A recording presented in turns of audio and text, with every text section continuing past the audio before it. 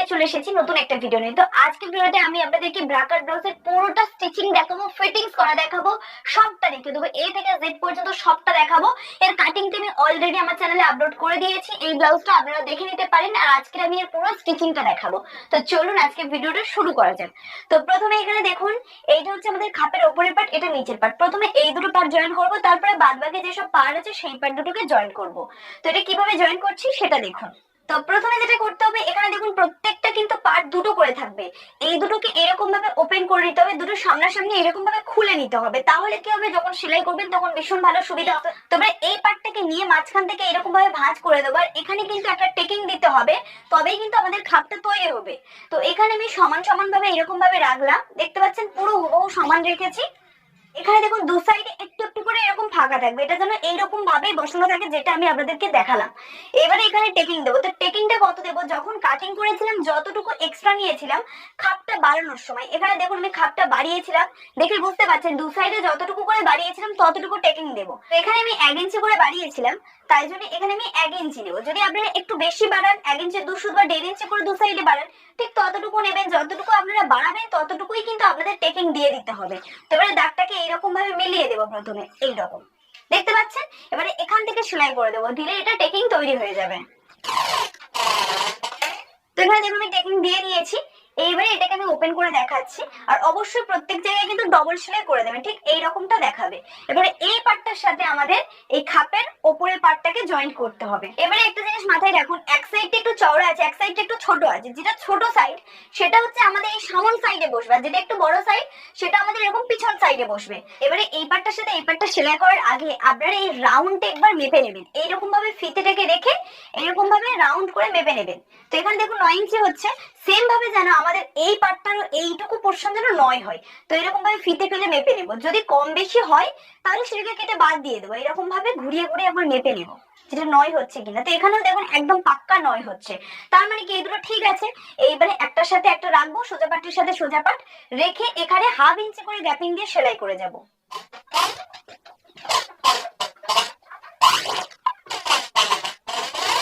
সেলাই করে নিয়েছি, এবার এটাকে আমি সোজা করে দেখাচ্ছি, এটা ঠিক কেমনটা দেখাচ্ছে দেখুন। কত সুন্দর খাপটা হয়েছে, একবার দেখুন। আমি পিনগুলো সরিয়ে নিই। তো এখানে দেখুন কত সুন্দর খাপটা হয়েছে। এটা ইস্ত্রি করার পরে খাপটা খুব সুন্দর হয়, একদমই সূচ হয়ে থাকবে না, ভীষণ ভালো লাগবে দেখতে। দেখতে পাচ্ছেন খাপটা কত সুন্দর হয়েছে। আর এখানে যদি আপনাদের একটু আধটু এক্সট্রা হয়েও যায়, ভয় পাওয়ার কোনো দরকার নেই, এখান থেকে কেটে বাদ দিয়ে দেবেন। একটু আধটু এক্সট্রা হয়, মাপ নেওয়ার পরেও একটু আধটু এক্সট্রা হয়ে যায়, কিন্তু কোনো কিছু টেনে টেনে সেলাই করবেন। দেখুন এইবারে কি করব, এই সাইডের পার্টটার সাথে এটা সেলাই করে নেব। তো এবারে দেখুন এই পার্টটার সাথে এই পার্টটা সেলাই করব। তো এবারে এই দুটোকে নেব, নিয়ে একটার সাথে একটা এরকম ভাবে তুলে নেব। আর নিচের সাইড থেকে সেলাই করে কিন্তু উপরের সাইডে যাবো, কেউ উপর সাইড থেকে সেলাই করে নিচের সাইডে কিন্তু যাবেন না। তো এখানে 1/2 ইঞ্চি করে সেলাই দেবো, আর অবশ্যই ডবল সেলাই করে দেবেন।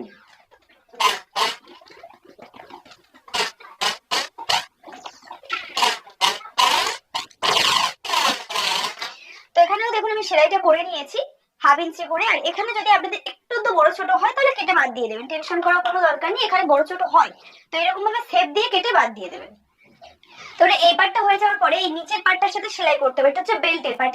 এবারে এই দুটোকে সেলাই করবো সেম ভাবে, একটার উপরে একটা এরকম ভাবে তুলে রাখবো, রেখে সোজা সাইড থেকে সেলাই করে পিছন সাইড যাবো। মানে এটা হচ্ছে সামন সাইড, সামন সাইড থেকে সেলাই করে পিছন সাইডে যাব। আর যখন সেলাই করবেন তখন বেল্টের পার্টটাকে মাথার দিকটা একটুখানি মেন পার্ট থেকে একটু বাড়িয়ে রাখবেন। মানে আমি এখানে দেখিয়ে দিচ্ছি, দেখুন হালকা এরকম ভাবে বড় করে রাখলাম, দেখতে পাচ্ছেন বেল্টের পার্টটাকে হালকা বাড়িয়ে রাখলাম। এরকম করে রাখলে তবে কিন্তু ফিনিশিংটা ভালো আসবে। এইবারে এখান থেকে আমি সেলাই করে যাব। আর এখানে এই যে পার্টটা আছে দাঁড় হয়ে আছে, দেখুন যেটা টেকিং দিয়েছিলাম, টেকিংটাকে এরকম ভাবে মুড়িয়ে দেব, তাহলে কিন্তু ফিনিশিংটা ভালো আসবে। এবারে এর উপর থেকে সেলাই করে যাব।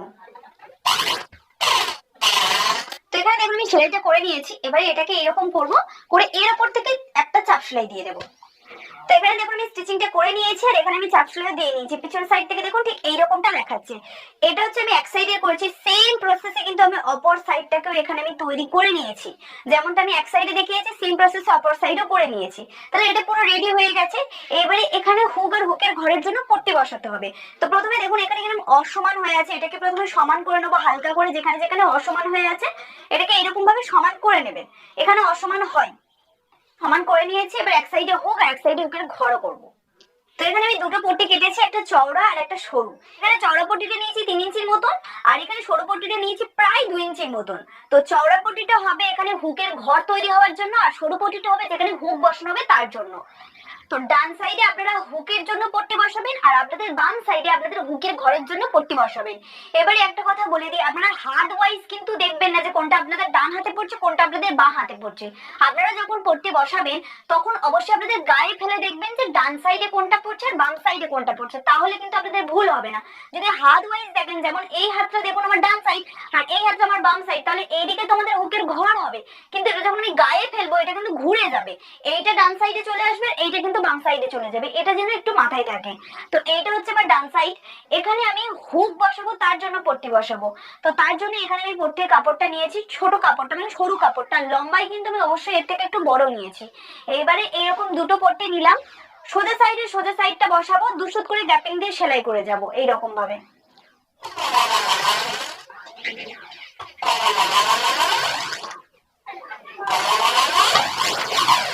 তো এখানে দেখুন দুশুত করে সেলাই দিয়েছি, এবার এটাকে এরকম ভাবে সোজা করে নেব, নিয়ে এর উপর থেকে একটা চাপ সেলাই দিয়ে দেবো। দেখুন সেলাই করেছি, এবারে এই পার্টটাকে পুরোটাকে এই পিছনের সাইডে পুরো কাপড়টাকে পিছনে আনবো, এনে এটাকে এরকম মাঝখান থেকে ফোল্ড করব, করে পুরো কাপড়টাকে পিছনে করে দেবো, দিয়ে এর উপর থেকে একটু সেলাই দিয়ে দেবো। এটাই হচ্ছে আপনাদের এখানে হুক বসবে। এখানে দেখুন পোর্টে বসিয়ে নিয়েছি, দেখতে পাচ্ছেন খাপটা কত সুন্দর হয়েছে। এবারে অপর সাইডে আমরা এখানে হুকের ঘর করব, হুকের ঘরটা এখানে পিছন সাইড থেকে বসে সামন সাইডে নিয়ে যাব। তো এখানে পট্টির কাপড়টা নেব, সোজা সাইডের সাথে উল্টো কাপড়টা রাখবো, রেখে এখানেও দুশুত করে পুরোটা সেলাই করে নেব। পুরোটা সেলাই করে নিয়েছি, এবারে এটাকে এরকম করব, করে এখান থেকে দুশুত করে কাপড় এরকম বা হাফ ইঞ্চি করে কাপড় মুড়বো, মুড়ে যেই সেলাইটা আমরা করে গেছিলাম সেই সেলাইয়ের উপরে এরকম ভাবে তুলে দেব। এই কাপড়টা এরকম বাড়তি হয়ে থাকবে, এর উপরে আমাদের হুকের ঘর তৈরি হবে। তো এখানে আমি সেলাই করে দেবো, এই সেলাইয়ের পরেও আর একটা করে সেলাই করে দেবো।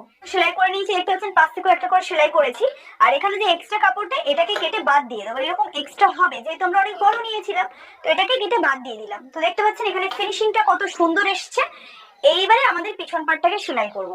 তো এটা নিয়ে অনেকে জিজ্ঞাসা করে যে দিদি ভাই পিছন পাটটা কিভাবে সেলাই করেন। তো এখানে দেখুন আমি মেন কাপড়ে হচ্ছে আমি পিছন পাটের গলাটাকে করে নিয়েছি, এখানে এক্সট্রা করে পট্টি আমি বসাবো না। যদি আপনারা চান পট্টি বসাতে দেন আপনারা পট্টি বসাবেন, বা যদি আপনারা চান পেপার পেস্টিং বসাতে পেপার পেস্টিং বসিয়ে নেবেন। তো এখানে আমি ওটা বসাচ্ছি না, এবারে এখান থেকে দুশুত করে গ্যাপিং দিয়ে সেলাই করে যাব, তাহলে কি হবে আমাদের খুব সুন্দরভাবে ফিনিশিং হবে।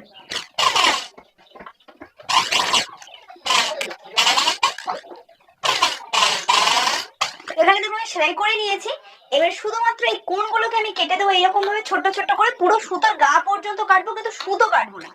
এইবারে এটাকে উল্টে নেব। তো এখানে দেখুন এই গলাটা পুরো রেডি করে দিয়েছি, আর এখানে সেলাই করে যা যা এক্সট্রা কাপড় ছিল সেটাকে আমি কেটে বাদও দিয়েছি, পুরো ধার বরাবর সেলাই করেছি। এবার এখানে আমি টেকিং দেবো, তার জন্য মিডিল থেকে এরকম ভাবে ভাঁজ করে নেবো, প্রথমে দু ভাঁজ করে নেব এইরকম। এটা হচ্ছে দু ভাঁজ। টেকিং দেওয়ার নিয়ম হচ্ছে এখানে 1.5 ইঞ্চির মতন ছেড়ে দিয়ে বাদ বাকি কাপড়টাকে এরকম ভাঁজ করে নেবো আর একবার, আর টোটাল 4 ভাঁজ করবো। একটু 1.5 ইঞ্চির মতন ছেড়ে, 1.5 ইঞ্চি কাপড়টা পুরো ভিতরে থাকবে, ওই জন্য 1.5 ইঞ্চি ছেড়ে বাদ বাকি কাপড়টাকে ভাঁজ করলাম। এরকম ভাবে নখ দিয়ে একটু চেপে নেবো, নিলে এখানে একটু দাগ পড়ে যাবে। এবার এখান থেকে লম্বা নেবো, তো এখানে আমি লম্বা নিচ্ছি 4 ইঞ্চি, আপনারা 4.5-5 পর্যন্ত নিতে পারেন। তো আশা করবো আপনারা বুঝতে পেরেছেন। এবারে এই বরাবর আমরা টেকিং দিয়ে দেবো, এখান থেকে মাঝখান থেকে মুড়িয়ে নেবো, নিয়ে এখানে হাফ ইঞ্চি করে টেকিং দিয়ে দেবো। তো এখানে দেখুন আমি টেকিংটা দিয়ে নিয়েছি, দেখতে পাচ্ছেন। তো এখানে দেখুন পুরোটা কমপ্লিট করেছি, সেম ভাবে এখানে আমি হাতেতেও করেছি, সেলাই করে নিয়েছি, আপনারাও এরকম করে নেবেন। এবারে এখানে আমি পুট লাইনটা সেলাই করব, এরকম ভাবে সামন সাইডটা নেব, সোজা সাইডের সাথে সোজা সাইডটা রাখবো, রেখে একটার উপর একটা রেখে দেবো। যেহেতু এখানে আমার পিছন পাটা দেখুন আগে থেকে আমি এখানে পট্টি বসানোর জায়গাটাকে কভার করে দিয়েছি, আর এখানে দেখুন পট্টি কিন্তু আমাদের বসাতে হবে, তাই জন্য এটাকে ধারের সাইড থেকে নিয়ে এরকম রাখবেন, আর যতটুকু এক্সট্রা থাকার ছিল যেন সামন সাইডে থাকে, কেননা এর উপর থেকে তো আমাদের পট্টি বসবে, তার কাপড়টা তো লাগবে। এবারে এখানে হাফ ইঞ্চি করে গ্যাপিং দিয়ে সেলাই করে দেবো, এইরকম দেখুন সেলাই করেছি। এইটা দেখতে পাচ্ছেন, এইটা পুরো এক্সট্রা আছে, আমি এটা খুলে দেখাচ্ছি, দেখুন এটা পুরো এক্সট্রা আছে, কারণ এখানে তো আমাদের পট্টি বসানো হয়নি, পট্টি বসলে অলরেডি এটা এরকম চলে যাবে, যেহেতু এটাই আমাদের পট্টি বসানো ছিল ওই জন্য এদিকে এক্সট্রা কাপড় হয়নি, বুঝতে পেরেছেন। তো এখানে আমার পুরোটা সেলাই হয়ে গেছে। এইবারে নরমালি যেমন ভাবে এখানে হাতা ফিটিংস করে বা হাতা লাগায় সেটা লাগিয়ে নেবেন, এরকম ভাবে মিডল সাইড থেকে মিডল সাইডে লাগিয়ে নেবেন। এটা হাতা লাগানোর পরে তারপরে গিয়ে আপনাদের ফিটিংস করতে হবে। ফিটিংসটা এবারে খুব ইম্পর্টেন্ট, একটু মন দিয়ে দেখুন ফিটিংসটা কিভাবে করবেন। তো এটা প্রথমে এখান থেকে পিন করে নেবে যাতে এটা খুলে না যায়। এখানে দেখতে পাচ্ছেন আমি পিন করে নিয়েছি। এইবারে এখানে আমি ফিটিংস করব। ফিটিংস করাটা খুবই ইজি। যখন আমরা কাটিং করেছিলাম তখন বাদবাকি সমস্ত মেজারমেন্ট নিয়েছিলাম, সেম ভাবে ফিটিংস করবেন। তো এখানে দেখুন হাতা কিন্তু প্রত্যেকে লাগিয়ে, হাতা লাগিয়ে হাতার ওখান থেকে কিন্তু ফিটিংস লাইনটা নিয়ে আস দেখিয়ে দিচ্ছি। যখন এটাকে কাটিং করেছিলাম তখন এখান থেকে দেখুন 1.5 ইঞ্চি নিয়েছিলাম, সেরকম ভাবেই নেবেন, যতটুকু করে আপনি রেখেছিলেন ততটুকু করেই নেবেন। শুধু কোমরের সাইডে একবার কোমরের মাপটা মেপে নেবেন, যে আপনার টোটাল কোমর যা ছিল সেটাকে মেপে নেবেন। তো আমার এখানে টোটাল কোমর ছিল 32, 32 এর হাফ করলে হবে 8 ইঞ্চি। আর এইটা হচ্ছে আমার মিডল সাইড, এই মিডল সাইড থেকে 8 8 করে দুদিকে ভাগ করে দেবো এইরকম ভাবে। এরকম ভাবে দেখে নেব। দেখুন এই হচ্ছে আমার 8 ইঞ্চি হচ্ছে, এখানেও দেখুন আমার টোটালটা কিন্তু 1.5 ইঞ্চি আছে পাশ থেকে, কারণ আমি তেমন ভাবেই কাটিং করেছিলাম। তো সিম্পল এটা। আর উপরের সাইড থেকে এরকম 2.5 ইঞ্চি নিচে একটা দাগ দিয়ে দেবো। তো এখান থেকে একটা 1.5 ইঞ্চিতে দাগ দেবো, কেননা যখন কাটিং করেছিলাম আমি দেখিয়েছিলাম যে আমাদের আর্ম হোলের সাইডে একটু এরকম ভাবে গভীর ভাবে চলে গেছে দাগটা, তাহলে ফিটিংস ভালো হবে। আর এইরকম ভাবে এটার সাথে এটা মিলিয়ে দেবো। আশা করবো আপনারা বুঝতে পেরেছেন, এটা আমি করে নেবো, একবার দেখিয়ে দিলাম। আরেকটা কথা, এখানে আপনারা আগে ধার সেলাই করে নেবেন, নেয়ার পরে আগে কোমর পট্টিটা বসিয়ে নেবেন, কোমর পট্টি বসানোর পরে গিয়ে ফিটিংসটা করবেন। বুঝতে পেরেছেন? তো আশা করবো আপনাদের পুরোটা ভালো লেগেছে। আর যদি ভিডিওটি একটু হেল্প হয় বা ভালো লেগে থাকে তাহলে লাইক করবেন, আমার চ্যানেলকে সাবস্ক্রাইব করতে একদমই বলবেন না। তো আজকের জন্য এই পর্যন্ত। আপনারা আমাকে কমেন্ট করে জানতে পারেন কোন টপিকে ভিডিও দেখতে চান, আপনাদের টপিক নিয়ে চলে আসবো। তো আজকের জন্য এই পর্যন্ত, টাটা।